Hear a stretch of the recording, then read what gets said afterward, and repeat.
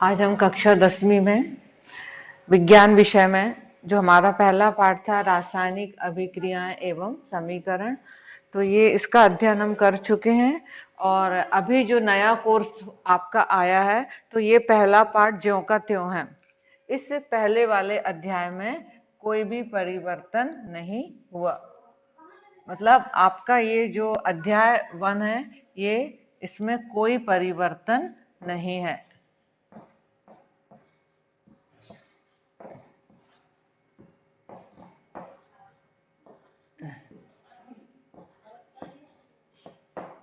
मतलब ये पूरा आएगा और इस लेसन में से कुछ वस्तुनिष्ठ प्रश्न भी आएंगे और कुछ ऑब्जेक्टिव प्रश्न भी आ सकते हैं। तो इसमें से ये कुछ बहुविकल्पीय प्रश्न हैं। तो ये लेसन जो कि आप पढ़ चुके हो और इसमें से कुछ 9th में भी पढ़ चुके हो, तो हम एक एक प्रश्न को आपको समझाते हैं और बताते हैं कि इसका उत्तर क्या होगा। तो देखिए, ये पहला क्वेश्चन है, कौन सा भौतिक परिवर्तन नहीं है। अब प्रश्न है भौतिक परिवर्तन नहीं है, तो आपको भौतिक परिवर्तन के बारे में मालूम होना चाहिए कि वह परिवर्तन जो एक बार हो जाए तो उसको पुनः हम उसी अवस्था में ला सकते हैं, मतलब परिवर्तन फिर से हो सकता है, तो वो परिवर्तन कहलाता है भौतिक परिवर्तन। तो अब ये 4 ऑप्शन दिए हुए हैं आपको, तो हम देखते हैं। तो भौतिक परिवर्तन और रासायनिक परिवर्तन मतलब जो एक बार हो जाए फिर से हम उसको पुनः पहली वाली अवस्था में ना ला सकें, तो वो परिवर्तन क्या होगा, रासायनिक। और भौतिक का मतलब है कि उसको हम पुनः पूर्व अवस्था में ला सकते हैं। तो हम एक एक ऑप्शन आपको ध्यान से पढ़ना है। पहला दिया है कि खौलते पानी से जल वाष्प बनना। पानी आपको मालूम है, पानी का सूत्र क्या है, H2O, ये जल है। और जब हम जल को गर्म करते हैं तो क्या बनती है, वाष्प। वाष्प का सूत्र भी क्या है, H2O। यदि हम जल को जमाते हैं तो क्या बनता है, बर्फ। और बर्फ का सूत्र भी क्या है, H2O है। तो हम देखते हैं कि प्रश्न ध्यान से देखेंगे, कौन सा भौतिक परिवर्तन नहीं है। तो ए वाला तो भौतिक परिवर्तन है, तो ये आंसर नहीं हो सकता। बर्फ का पिघलकर जल बनना, ये भी भौतिक परिवर्तन है। नमक का पानी में घुलना, ये भी भौतिक परिवर्तन है। नमक को आप पानी में घोल दो और उसके बाद हम वापस नमक और पानी को अलग अलग प्राप्त कर सकते हैं। आप गर्म करेंगे तो पानी भाप बनकर इकट्ठा कहीं कर सकते हो और नमक नीचे रह जाएगा। सिर्फ यहाँ पर जो डी उत्तर है, एलपीजी का दहन। एलपीजी आप जानते ही हो, लिक्विड पेट्रोलियम गैस। तो जो एलपीजी है, यदि गैस एक बार जल जाती है, दहन माने होता है जलना। दहन, दहन का मतलब होता है जलना। यदि गैस एक बार जल चुकी है तो वापस एलपीजी में नहीं बदल सकती। तो ये परिवर्तन कौन सा परिवर्तन है, रासायनिक। तो हमारा प्रश्न था कौन भौतिक परिवर्तन नहीं है, तो इसका आंसर होगा डी। तो हम जब उत्तर चुनते हैं तो हमें 4 ऑप्शन है, चारों ऑप्शनों को ध्यान से पढ़ना है कि कहीं ऐसा तो नहीं है जो हम चुन रहे हैं उसके बाद हम जब दूसरा पढ़ें हो सकता है वो सही निकल जाए। अब दूसरा प्रश्न है इसमें से, नीचे दी गई अभिक्रिया के संबंध में कौन सा कथन असत्य है। असत्य मतलब गलत है। आपने रासायनिक समीकरण पढ़े हुए हैं। रासायनिक समीकरण, तो यहाँ पर एक समीकरण दिया हुआ है PbO। PbO को आप क्या पढ़ोगे, Pb है लेड। Pb क्या है, लेड। और जब इसमें ऑक्सीजन जुड़ जाती है तो इसका नाम हो जाता है लेड ऑक्साइड। ये जो PbO है तो इसको हम क्या पढ़ेंगे, लेड ऑक्साइड। और Pb लेड, और लेड का ही दूसरा नाम क्या है, शीशा। क्या नाम है, शीशा। इसको तो पीबी शीशा हुआ, और जो ये देखिए पीबी शीशा और पीबीओ लेड ऑक्साइड, ये क्या होगा? लेड ऑक्साइड इसका नाम है।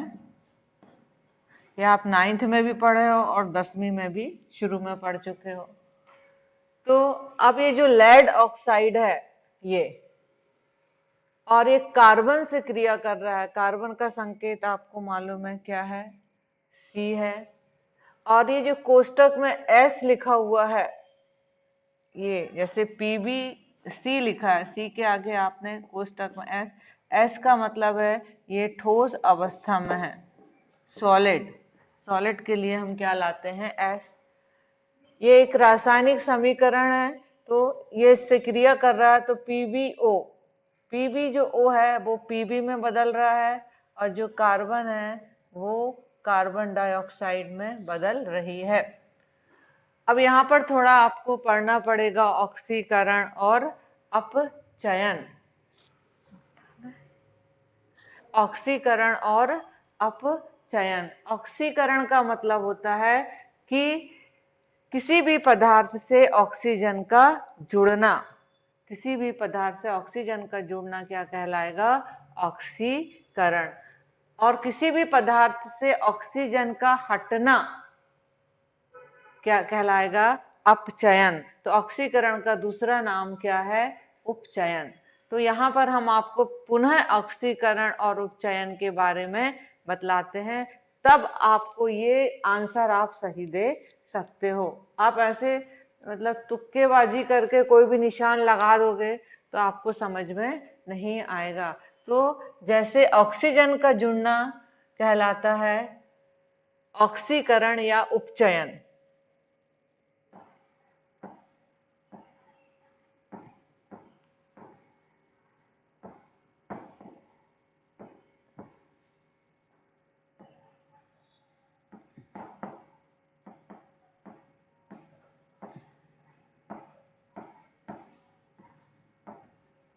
या इसका दूसरा नाम है उपचयन।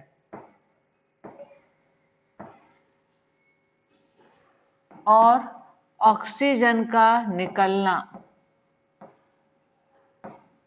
ऑक्सीजन का हटना।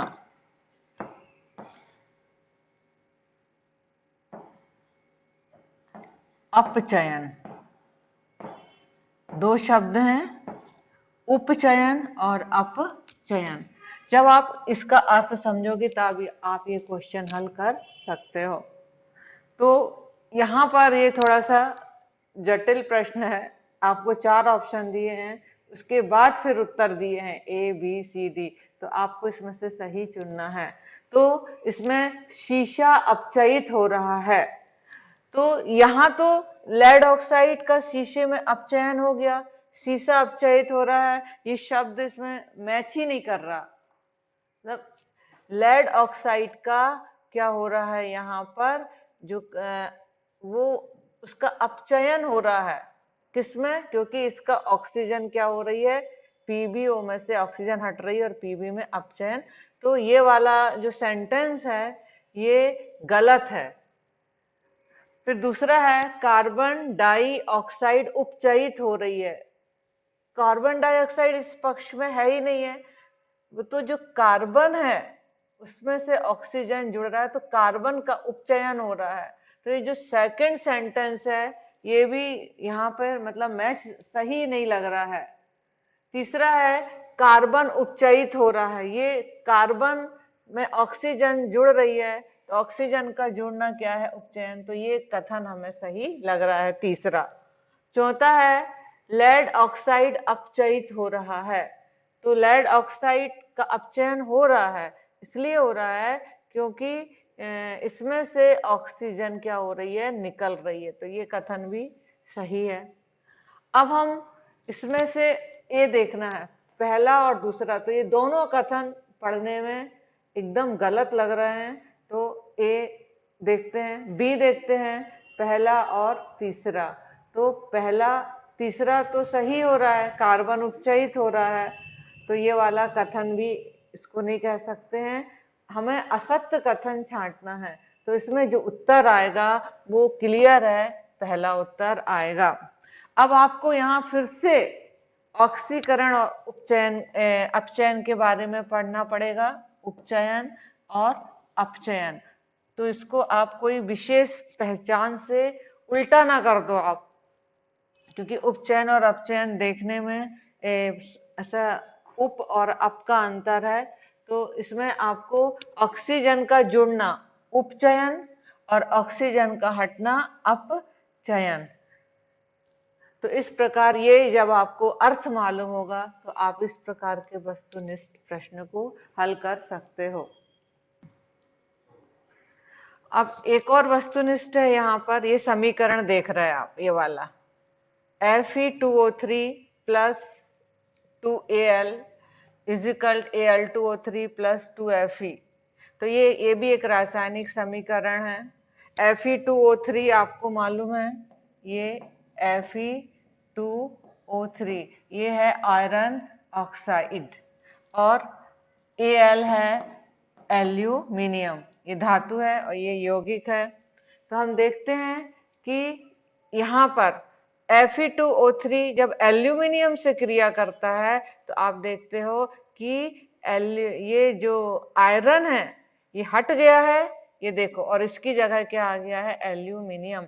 तो इस यौगिक में से इस धातु ने क्या किया, इस वाली धातु को क्या कर दिया, हटा दिया, विस्थापित कर दिया। देखिए Fe क्या हो गई है, अलग है। आपने बहुत सारे अभिक्रिया के प्रकार पढ़े। तो संयोजन अभिक्रिया का मतलब है जुड़ना, वियोजन अभिक्रिया का मतलब है टूटना, द्विविस्थापन अभिक्रिया का मतलब है कि अदला बदली होना। यहाँ पर अदला बदली नहीं हो रही, केवल ये ही इसको हटा रहा है। तो ये जो क्रिया होगी वो क्या होगी, विस्थापन अभिक्रिया। विस्थापन अभिक्रिया आप पढ़ चुके हो। विस्थापन अभिक्रिया में आप देखते हो कि किसी यौगिक में से कोई तत्व उस दूसरी धातु को क्या कर देता है, तत्व को हटा देता है। तो इसका आंसर होगा विस्थापन अभिक्रिया। फिर है लोह चूर्ण पर लोहे का संकेत क्या है, Fe। Fe मतलब लोहा। तनु हाइड्रोक्लोरिक अम्ल डालते हैं, हाइड्रोक्लोरिक अम्ल का जो सूत्र है वो है HCl। तो आप समीकरण देख सकते हो, Fe प्लस HCl। तो जब भी धातु अम्ल से क्रिया करती है तो हाइड्रोजन गैस उत्पन्न होती है। आप यहां देखेंगे FeCl3 प्लस हाइड्रोजन गैस उत्पन्न, ये इसका समीकरण है। तो अब यहाँ पर 4 उत्तर दिए हैं, हाइड्रोजन गैस एवं आयरन क्लोराइड बनता है, तो ये आयरन क्लोराइड है, तो ये सही होना चाहिए। फिर और भी देख लेते हैं, क्लोरीन गैस और आयरन हाइड्रोक्साइड। आयरन हाइड्रोक्साइड बना ही नहीं, पानी कहीं नहीं है, कोई अभिक्रिया नहीं होती है। आयरन लवण एवं जल, जल का सूत्र है H2O, यहाँ कहीं भी आपको ऑक्सीजन नहीं दिख रही है, तो इसका आंसर होगा पहला। आप इसको समीकरण द्वारा इस प्रकार लिखकर सही उत्तर को चुन सकते हो। अगला है हमारा 5वां प्रश्न है, ये कैल्शियम ऑक्साइड, ये पानी से क्रिया कर रहा है, कैल्शियम हाइड्रोक्साइड बन रहा है, AQ जलीय विलयन, ऊष्मा निकल रही है, धन ऊष्मा, इसका मतलब है यहाँ ऊष्मा उत्पन्न हो रही है। तो अब आपको अभिक्रियाओं के प्रकार पढ़े हुए हैं, तो ये संयोजन अभिक्रिया देखेंगे, यहाँ पर एक ही उत्पाद बन रहा है और ऊष्मा भी निकल रही, तो ये संयोजन अभिक्रिया भी है। तो अपन को एक उत्तर चुनना है। ऊष्मा क्षेपी अभिक्रिया भी है, तो अब दोनों में से अब तीसरा उत्तर है उपयुक्त दोनों, और फिर है उपयुक्त में से कोई नहीं। तो ये दोनों क्रियाएं हैं, यहाँ संयोजन भी है और ऊष्मा क्षेपी भी है, तो इसका सही आंसर होगा उपयुक्त दोनों।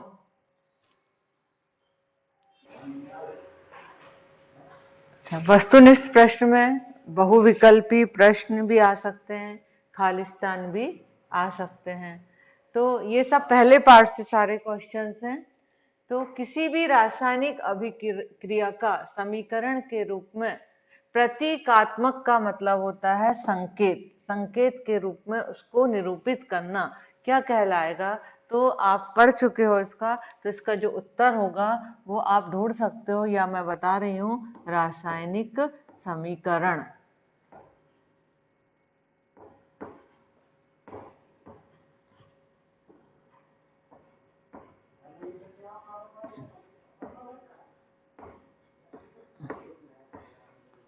तो इसका उत्तर होगा रासायनिक समीकरण। और इसके पहले आपने पढ़ा है कि जब दो या दो से अधिक उत्पाद इकट्ठे हो जाएं और एकल उत्पाद बने, जैसे उदाहरण हम बता रहे हैं C+O2, ये देखिए दो हैं और मिलकर एक ही बन रहा है CO2, तो इस क्रिया को क्या बोलेंगे? संयोजन अभिक्रिया। तो यहाँ पर खाली स्थान में आएगा संयोजन अभिक्रिया। इसका जो उत्तर रहेगा वो होगा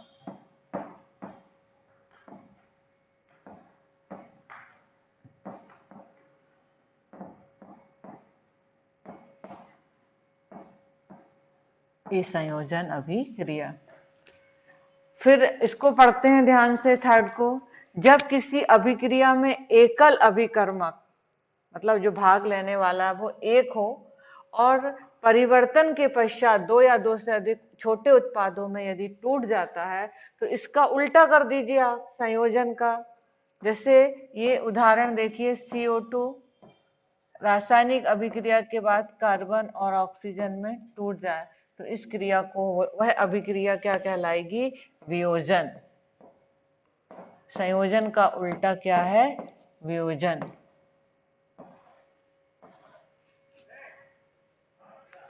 अगला क्वेश्चन है, जब एक अभिकर्मक जो भाग लेता है, ये सब क्या कहलाते हैं? अभिकर्मक।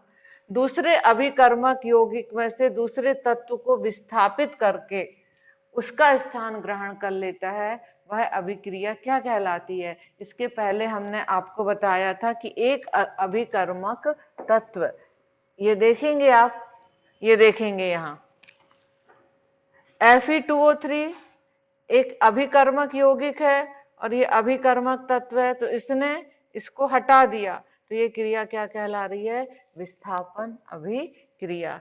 तो वही है, उसको परिभाषा के रूप में दिया है। तो एक तत्व अभिकर्मक यौगिक में से दूसरे तत्व को क्या कर देता है? विस्थापित करना, मतलब हटाना। तो इस क्रिया को हम क्या बोलेंगे? विस्थापन अभिक्रिया।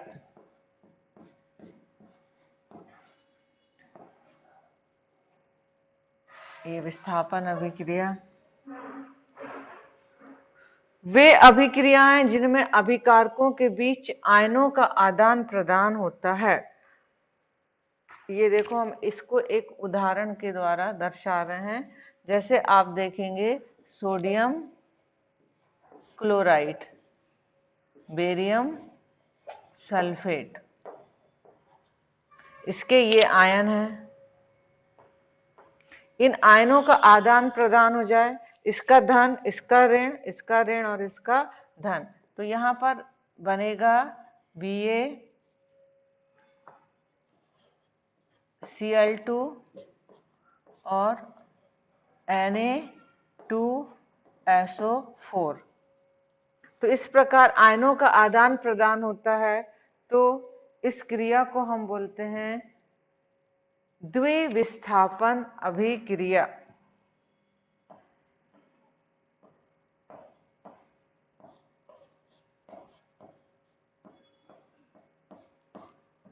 द्विविस्थापन अभिक्रिया। वे अभिक्रियाएं, छठवां देखेंगे, उत्पाद के निर्माण के साथ साथ ऊष्मा भी निकलती है। इसमें आपने पूर्व में देखा कि देखेंगे यहाँ ऊष्मा भी निकल रही है, तो इस क्रिया को क्या बोलते हैं? ऊष्माक्षेपी अभिक्रिया। तो जिन क्रियाओं में ऊष्मा उत्पन्न होती है, मतलब गर्म हो जाता है वो, उसे हम क्या बोलेंगे? ऊष्मा, यहां पर आएगा ऊष्माक्षेपी अभिक्रिया। ऊष्माक्षेपी अभिक्रियाएं कहलाते हैं। इस लेसन को आप बहुत अच्छे से पढ़िए और इसके बाद और भी क्वेश्चंस है इसमें बहुत सारे, जितने भी क्वेश्चंस हैं सब आपको पुनः दोहराए जाएंगे। धन्यवाद।